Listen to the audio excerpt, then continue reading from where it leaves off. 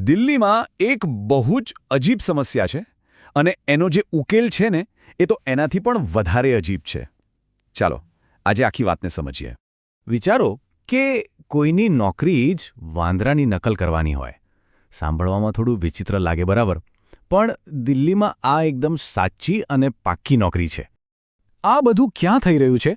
આપણા દેશની રાજધાની દિલ્હીમાં. ત્યાં માણસો અને વાંદરાઓ વચ્ચે એક એવો સંઘર્ષ ચાલી રહ્યો છે જેણે એક બહુ જ અલગ પ્રકારના ઉકેલને જન્મ આપ્યો. આ આખી વાત અમારા ધ્યાનમાં આવી એક અખબારના લેખ પરથી.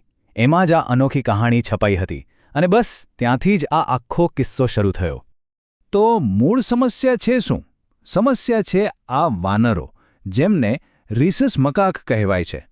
એમણે દિલ્હીની સરકારી ઇમારતો અને એમાં પણ ખાસ કરીને વિધાનસભામાં બહુ મોટો ત્રાસ મચાવ્યો છે. અને આ કોઈ નાની સૂની વાત નથી. જુઓ, વાંદરાઓની વસ્તી એટલી વધી ગઈ છે કે સરકારી કામમાં તો અડચણ ઊભી કરે જ છે, પણ ત્યાં આવતા જતા લોકોની સલામતીનો પણ મોટો સવાલ છે. અધિકારીઓ માટે તો આ એક માથાનો દુખાવો બની ગયો છે. સારું, તો આનો કોઈ ઉકેલ તો શોધવો પડે ને. એટલે પહેલાં એક કુદરતી ઉપાય અજમાવવામાં આવ્યો. ઉપાય બહુ સીધો સાદો હતો. વાંદરાઓને ભગાડવા માટે એમના કુદરતી દુશ્મન એટલે કે લંગૂરનો ઉપયોગ કરો. નાના વાંદરાઓ લંગૂરથી ડરે એટલે એમને જ કામ પર લગાડ્યા. અને આ ઉપાય કારગર પણ સાબિત થયો. પણ પછી થયું એવું કે પ્રાણી અધિકારના કાયદા આવ્યા, જેના હેઠળ લંગૂરને કેદમાં રાખીને આવા કામ માટે વાપરવા પર પ્રતિબંધ લાગી ગયો. એટલે આ રસ્તો તો બંધ થઈ ગયો. તો હવે જૂની રીત તો બંધ થઈ ગઈ, એટલે એક નવા, થોડા ક્રિએટિવ અને માનવીય ઉકેલની જરૂર પડી. અને જેવા જૂના રસ્તા બંધ થયા એટલે એક નવા અને એકદમ ક્રિએટિવ ઉપાયનો જન્મ થયો. અને એની સાથે જ આવ્યા એક નવા પ્રકારના એક્સપર્ટ્સ. આ જ છે એ નિષ્ણાતો, જેમનું કામ લંગૂર જે કરી શકતા હતા એ કરવાનો છે. એક રીતે કહીએ તો આ વાર્તાના અસલી હીરો આ લોકો છે. પણ એમનું કામ શું છે એ જાણવું બહુ જ રસપ્રદ છે.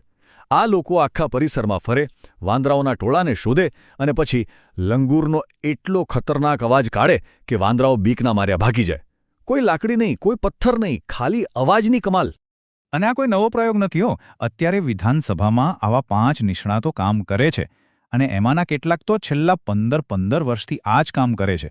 મતલબ કે આ એક એવી કળા છે જેમાં અનુભવ બહુ જરૂરી છે. તો હવે મનમાં સવાલ થાય કે આટલી અનોખી આવડત માટે પગાર કેટલો મળતો હશે? જાણીને કદાચ નવાઈ લાગશે, પણ મહિને 20,000 રૂપિયા સુધી. હા, બરાબર સાંભળ્યું. ફક્ત લંગૂરનો અવાજ કાઢવા માટે આટલો પગાર. અને હવે તો આ માંગ ખાલી સરકારી ઓફિસો પૂરતી નથી રહી. ખાનગી ઘરો અને બિલ્ડિંગોમાંથી પણ આવા નિષ્ણાતોની માંગ વધી રહી છે. એટલે કે આ એક નવો વ્યવસાય બની રહ્યો છે. આખી પદ્ધતિનો સારાંશ બસ આ એક વાક્યમાં છે: ન લાકડી, ન ગોફણ, માત્ર અવાજથી. કોઈ હિંસા નહીં, કોઈ સાધન નહીં, ફક્ત અને ફક્ત શુદ્ધ કળા. અને આ જ વસ્તુ આ કામને ખાસ બનાવે છે. તો આ આખી વાર્તામાંથી શીખવા શું મળ્યું?